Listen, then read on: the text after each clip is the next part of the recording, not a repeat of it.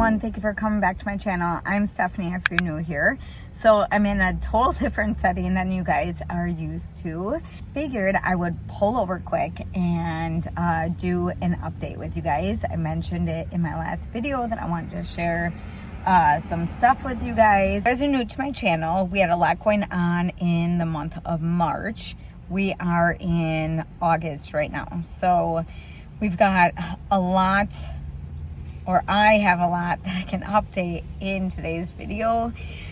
So if you are new, you guys aren't gonna know a lot of what has been going on. So I've had a lot of followers since I put out a video. I think it was in March, maybe March, April, maybe is when I put the video out. I can link that video down below. But for right now, I'm going to just give you the update of what's been going on since that video. In March, my mom had a lot of health issues. So my mom was in a different apartment complex. And my sister, my brother, we had to clean up her apartment and then put her in another an assisted living apartment. So I'm in a parking lot right now trying to record this. So anyways, we had her in, or we moved her into assisted living. That way we could just pick her up and they were able to make food for her. And then she could have snacks and stuff in her room.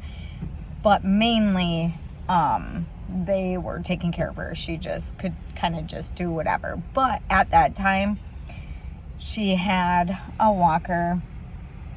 And she was able to use that walker to get around. But she was a lot slower than when it came to being at that place. So picking her up kind of was hard. She had a lot of bladder issues and stuff like that. So a lot of times if I were to pick her up, it made it really, really hard for both of us, for me to take her home or take her by my house and then take care of her and stuff at my house, just because of all of that. So that was in the last year of before all this happened. Then she had a lot of issues where, oh no, that was in her apartment. So then we moved her into assisted living. But then the place that she was at wasn't able to really keep up with how my mom was. So she needed to be put in a, it was a rehab center, but it also was out for elderly, or a nursing home. But it had different sections in it. So it had rehab for people that had surgeries done. She was just in another area in this place. And then, so after she got put in there is when I would say her health started getting worse.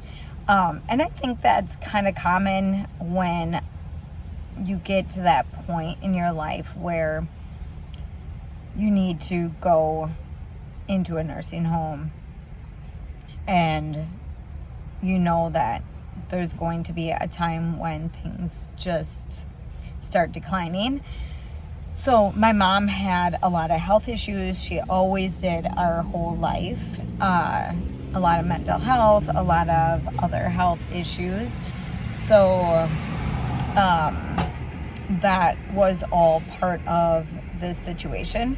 So towards the end, I would say January, February maybe, is when she got put on morphine for her breathing and stuff like that, to just make things a little bit easier for her. So just getting in and out of her bed was hard. Getting in and out of her walker was hard. So a lot of that was difficult. Even getting showers and everything was difficult. So yeah, so that's when I want to say like things got worse. So then my sister, my brother, we would go there. We couldn't take her anymore, but we would go there and bring her snacks and then just hang out with her for the day. I would bring the kids there a lot. And then we just made sure that she had everything that she wanted. We switched everything over when it came to her income for me to take care of. And then towards the end, so about February is when we started doing all of her bank stuff. And then that's when I reached out to church, and that's when we started doing a lot of her funeral stuff. But we did a celebration of life instead of like a funeral, and that we all had at our church. But she was able to help me with a lot of that. We made sure that the life insurance and everything was up to date, and that was going to be available to pay for everything. So that's what we did. My sister also helped. Hold on one second. Okay. My sister also helped with a lot of that too. Hold on one second. So, yeah, it was hard at that time when we knew that a lot of that was going to happen. I don't think fully my kids understood a lot of what was going to happen, like the little kids, but my older kids did. And then we just tried to make sure that we went there and visited as much as possible. So we did that. And then what else did we do? I had to start cleaning out some of her room stuff just because she couldn't have a lot of stuff at that place. So I made sure that that was done. My sister would come and make sure a lot of that was done. So we made sure that all of that was taken care of. Okay, so that was that. And then up to that time, so, okay, let me backtrack a little bit. So it was kind of funny because the people that work there ended up getting really close to my mom. But she would always tell people about my channel, so she would always try promoting my channel. And every time that I would come, she would have to tell my story about my animals and my kids and the things that it did. So it was super cool and super cute that my mom would do that. But anyways, so one of her requests, and this was in that one video that I'll share with you guys, but in that request, or in her request, even on her papers and stuff, when it came time for her passing, is we had to have my videos on. So we made sure that was going on. We played a lot of like praise and worship stuff. We had a lot of family issues at that time just because of the things that I wanted done, my sister wanted done, my brother and brothers wanted done, how her care was being taken care of. There was a lot of like confusion on how her care was going to be taken care of. So we had a lot of stuff going on. My brother, so if you guys are not new, you guys know what all happened with my brother, but I'm going to update people that didn't know. So with one of my brothers, me and my brother, or my brother and I, are really, really close. And at that time, he was really, really struggling, I think, with my mom before she passed. And we didn't agree on some stuff, so we kind of got into a little bit of an argument and stuff when it came to some of the stuff that was going on. But then ended up being able to talk about it and stuff like that, and we were able to clear that up. So we had all that taken care of. So my sisters, my brothers, and everyone, we talked about what we were going to do, what we wanted. We didn't agree with a lot of the medication stuff, the morphine and all of that, the process of what they do to make this happen. Okay, so that is that. So how it originally happened was one of my sisters that doesn't live around here, my mom calls her every day, and I got a phone call from her, and my sister was like, hey, I haven't talked to mom in a while, and I need you to go and check on her. So with me, I just had my knee surgery done, and I was probably like maybe 4 days maybe in from my surgery, and my sister was like, hey, I think you just need to go check on mom. She's not answering my phone. So I went there, and that's when I found out that she was still in bed that day, and usually she was out of bed already in like her wheelchair in her room. And I just asked like, hey, what's going on? And she just wasn't doing good. She was on oxygen for like the last couple weeks. So she was still in bed. So then I reached out to the nursing staff and was like to ask like what was going on. And at that time, that's when the nurses kind of just said, hey, you know, she is NPO and she's not going to be eating, whatever. That is just something that was discussed with hospice, and we were not informed of any of that. My sister and I are her power of attorney. At that time, I went in by my mom to explain everything to her. She was not in agreement with any of it, I guess.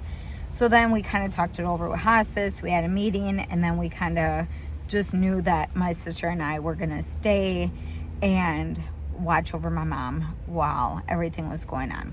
So my sister ended up staying at the place for about 5 or so days. I stayed there for I think like 4 or so days. And then we just made sure that my mom was taken care of and was getting the care that she needed and stuff. So that is what we did. So it was, I think it was like March 4th that my mom passed away. And right away, so we stayed overnight. That day when my mom passed, they came in and, sorry, my phone is like not sturdy right now. My mom, or the people came in to take care of my mom. I have to make sure that I'm looking at it. Oh my goodness. Anyways, so they came to get my mom. The lady was amazing. There was some stuff that was going on with staff and stuff at the time with my mom. We had some nurses that, wanted to say their goodbyes and stuff. So that made it a little bit, special with them. So then after that, my daughter was there. Everyone that could make it ended up saying their goodbyes after she passed. My niece and her husband were there during her passing. We just did prayer over her, and then she passed. So then after that night, the next morning, my sister and I started planning everything. We had to be on the phone. Oh my God, there was so much stuff that we had to do. So my mom's funeral or celebration of life was March 22nd. That Tuesday, so that was on a Friday. That Tuesday, March 19th, I got a message from a friend that my brother was in the hospital. It was probably the hardest day besides losing my mom. What happened was my brother didn't handle losing my mom. My brothers didn't I want to say with him, didn't deal with it very well. And then ended up going through some stuff. So I'm probably not going to share what happened that night that we got this message. I didn't talk to my brother's wife until 11:30 that night, and I got this message at like 5 o'clock that night. I went to the hospital, met my other brother there, and we sat there. I wasn't able to see him because it was a situation where we didn't know what was going to be all allowed. And they had to do some testing and stuff, and then they had to bring him somewhere, but he wasn't stable enough for them to bring him anywhere. So it wasn't until like after 10 o'clock, I think it was, until they finally were able to bring him to a local area that was able to give him the care that he needed. So my brother has a pacemaker. We have a lot of heart issues in our family. So it took them 20 minutes to bring him back from, so more or less what happened. There was a situation, my brother pretty much, I want to say, died. It took him 20 minutes to bring him back. And we were not guaranteed that my brother was going to make it out of it. So then when he was in the other hospital, we pretty much were told that he's not going to make it. My brother was on a ventilator for so many days. They did a lot of testing. And then during that time, so before this, when my mom passed, the next day, that night, my son took my kids overnight when my mom passed. I picked them up the next day, and my kids got sick. So when my kids got sick, I ended up getting sick, but I only lost my voice.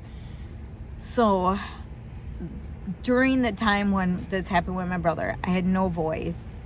I'm trying to communicate with the family, trying to communicate with friends and family, trying to get the funeral all organized and stuff without a voice. So I was overusing my voice. And then we had my mom's celebration of life that Friday, knowing that we didn't know if my brother was going to make it. So it was really hard for everybody at the funeral. I pretty much had to talk to a lot of people at the funeral without a voice. I still just had my knee surgery done. I think it was like February 29th or 19th or something in between there. So still recovering from that, still recovering before my mom passed, not really doing my exercises. Oh, it was terrible. Life was crazy at that time. Anyways, it's not about me, but I'm just telling you like what everything was like then. And we did the celebration of life for my mom. It took me a good month or so for me to get my voice back. I ended up going in for a checkup on that, but I'll get to that in a minute. So we had the celebration of life, and then we had to focus on my brother. So we would go to my brother almost every day. I was going up by my brother, which is a half an hour away. We had so many people.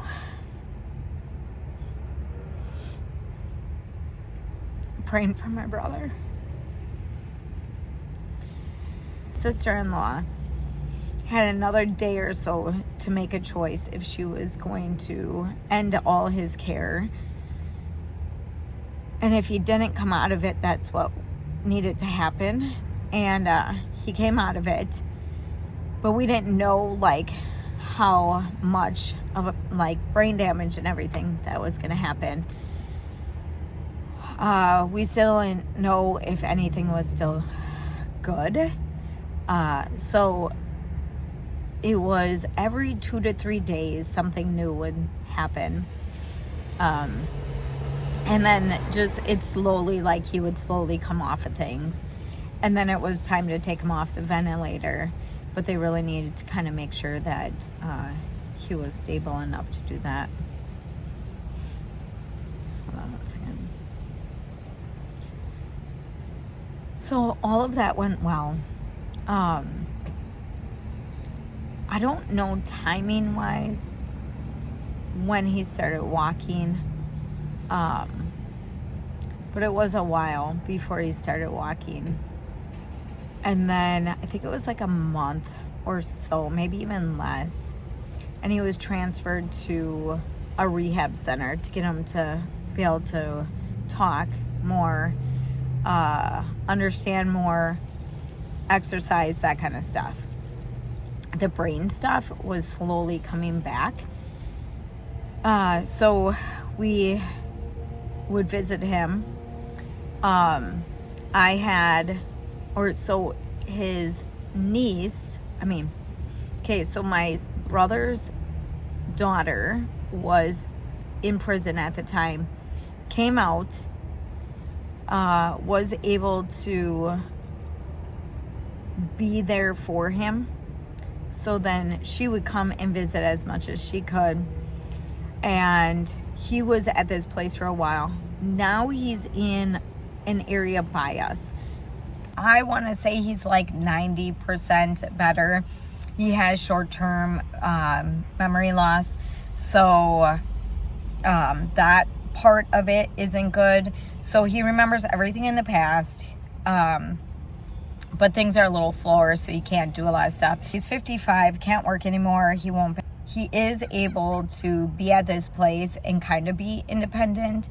But with him not having power of attorney, my sister-in-law had to become guardian of him. And then we went to court for me to also be guardian for him. So updating you guys to today, I just got done with court. I don't have the kids with me right now because I have to go get them, but we just got court today, and my sister-in-law and I are permanent guardians of him now. And then he has to stay at this facility unless they can find somewhere better for him. He needs to have more memory care to hopefully get this back, and then eventually we'll go to court again and see if he can go back home. So right now he needs 24-hour care. So that's what we have to take care of with that. So there's so much more I could share with you guys, but that's kind of with that. As for my voice, I ended up going to the doctor. I was doing videos with hardly any voice, but I needed to do videos at the time. And then I ended up going to the doctor for all of that. And I just ended up going on a steroid, and that helped clear all of that up. So I'm back to normal with all of that. And but that was all of that in so many months. So March to August now, that's where we're at. So we're hoping that my brother can get better and he can go back home eventually. But for right now, it's just family and friends picking him up and making sure he's taken care of. As for my niece and stuff, I've been helping her with her kids every once in a while, taking them. And there's a lot of other family stuff that I probably wouldn't share on my channel that's been going on with all of it. But for the most part, everything is taken care of now. As of today, all the court stuff as of right now is done. And now it's just making sure that my brother is taken care of. So that's pretty much my update from everything from March up to today. It's been crazy. So hopefully things will slow down. School will start next month and we'll get that going. I have all the kids' school books except for one book for one of my kids. So I have to figure that out yet.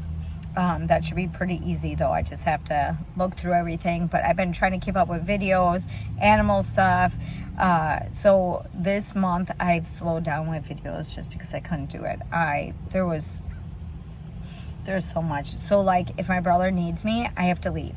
If my sister-in-law needs me to go get my brother, I need to leave. If my niece needs me to go get my brother, I need to leave. So I never know what I'm doing ever anymore. So I have a lot of that going on. Doing videos is really hard right now. So I'm hoping in September I can do more and get a lot more done when it comes to that. But that is everything that I wanted to share with you guys today. So if you guys have any more questions, just leave them in the comment section and I will answer them the best that I can. But I thought I would fill you guys in with everything that's been going on. August has been, like I said, pretty slow with videos because I just can't keep up right now with everything. But I thought I would just fill you guys in a little background with everything that's been going on, and hopefully things will get better. So that is it for today. So hopefully you guys enjoyed today's video. Don't forget to give me a big thumbs up. Don't forget to subscribe, and I will leave a bunch of playlists down below if you guys want to go back and check out some of my latest videos. But that is it for today. So I'll see you guys in the next one.